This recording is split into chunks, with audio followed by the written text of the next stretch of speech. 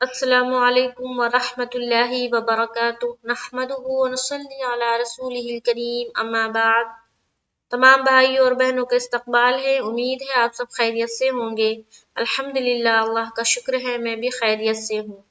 تو آج آداب زندگی کی کلاس میں ہم اور آپ پڑھیں گے دوران تعلیم بیٹھنے کے آداب، یعنی کہ جب بھی آپ تعلیم میں جائیں، اجتماع میں جائیں، تو آپ جب بیٹھیں گے تو اس کے آداب کیا ہوں گے اس میں جب بیٹھیں گے۔ بسم اللہ الرحمن الرحیم۔ جب تعلیم میں بیٹھے تو یہ تصور کرے کہ اس مجلس میں فرشتے ہیں، میں عظمت کے ساتھ بیٹھوں گی، فرشتوں والے صفات اور اثرات میرے اندر آئیں گے۔ تعلیم جہاں ہوتی وہاں فرشتے ہوتے ہیں، تو فرشتوں والے اثرات اور صفات آپ کے اندر آئیں گے اگر آپ تعلیم میں باادب بیٹھیں۔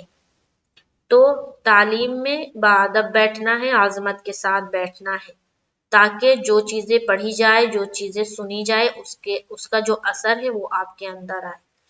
یہ نیت کریں اور ادب سے بیٹھیں۔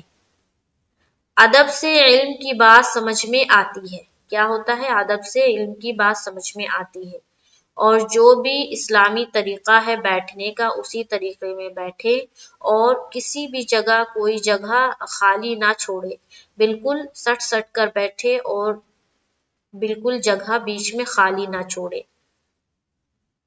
اور جو چیزیں وہاں سنے وہ دوسروں تک پہنچائے، اور تصور کرے کہ اس مجلس میں فرشتے ہیں، اور اگر عظمت کے ساتھ بیٹھیں گے تو فرشتوں والے صفات اور اثرات آپ کے اندر آئیں گے۔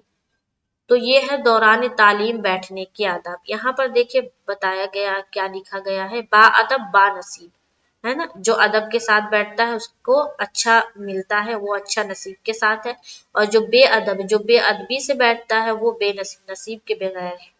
یہ یہاں پر برابر بتایا جا رہا ہے۔ تو کیا کرنا ہے؟ با ادب بیٹھنا ہے، عظمت کے ساتھ بیٹھنا ہے، اور غور سے اس بات کو سننا ہے جو تعلیم میں ہو، اور ادب سے بیٹھے، ادب سے اٹھے۔ تو آج کے لیے یہی، تو اس کو دیکھے، سیکھے اور اس پر عمل کرے۔ اللہ تعالیٰ سے دعا کرے اللہ تعالیٰ ہمیں اور آپ کو عمل کرنے والا بنائے۔ ملتے ہیں نیکسٹ کلاس میں۔ السلام علیکم ورحمۃ اللہ وبرکاتہ۔